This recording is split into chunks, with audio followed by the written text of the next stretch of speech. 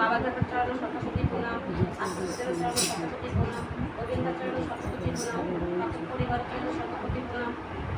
এখানে যারা রয়েছে আমার গুরুজন সবাইকে আমার শতকোটি প্রণাম ও আনন্দিত জয় করি।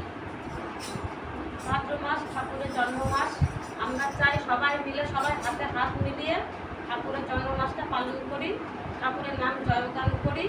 আর যাতে সবাই মিলে সবারই বাড়িতে বাড়িতে যাতে না পারি, এখানে বা স্বপ্নাদির বাড়িতে ঠাকুরের নাম যাতে দিতে পারি।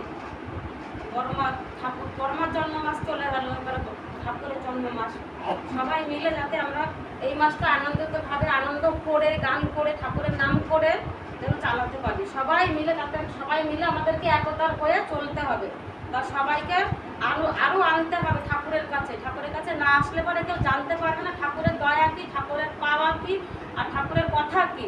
আমরা ঘরে বসে থাকলে ঘরেই বসে থাকবো, কিন্তু আমাদেরকে আসতে হবে। ঠাকুরের কাছে না আসলে আমরা কিছুই জানতে পারবো না।